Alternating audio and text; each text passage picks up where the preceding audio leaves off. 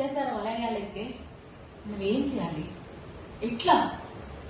పోలీసుల నిలయాలే అత్యాచార వలయాలే, కోర్టులో శిక్ష పడక గూండాలే గెలిచిన, అవమానం దిగమింగకు చెల్లెలా, నువ్వు అవినీతికి చితిని పేర్చు చెల్లెలా, నువ్వు అవినీతికి చితిని పేర్చు చెల్లెలా. ప్రతిరోజు ఎక్కడో ఒక దగ్గర 2 జాగాలు 3 జాగాలు ఉడకలేకపోతుంటాం. నేను శంకర్ అయితే పరుగులు, ఇటుపోతే కరీంనగర్, ఇటుపోతే సంగారెడ్డి, ఇటుపోతే షాబాదు, ఇటుపోతే నల్గొండ, అసలు వరంగల్ అని పరుగులు తీసుకుంటాం. ఏంటి అసలు వీళ్ళకి? అసలు ఏంటి వీళ్ళకు? ఒక చట్టం ఉంది, రాజ్యాంగం ఉంది. మనము ఒక మహిళల్ని పోలీస్ స్టేషన్ తీసుకెళ్తే కనీసం మహిళా కానిస్టేబుల్ ఉండాలి. అదంతా ఏం లేదు.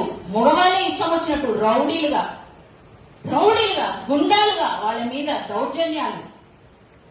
పోవే రావే, ఈమెకి నాకు టాయిలెట్ వస్తుంది సార్, నాకు తట్టుకోలేకపోతున్నాను సార్ అంటే 2 మగవాళ్ళు తీసుకుపోయి బాత్రూమ్ కి తీసుకపోతే డోర్ పెట్టుకొని వెళ్ళే, సార్ నేను మగవాళ్ళు కదా సార్, మేము మగవాళ్ళ ముందు నేను పొయ్యలేకపోతానంటే ఏమే ఎక్కువ మాట్లాడుతున్నావు అని చెప్పి కొట్టారు ఆమెను బూటు కాలుతోని.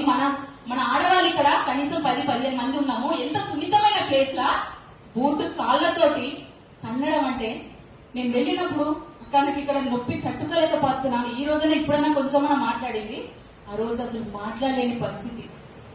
అంత దారుణంగా ఉంది.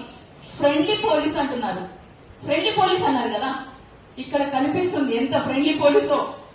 కనకయ్య దగ్గర కనబడుతుంది.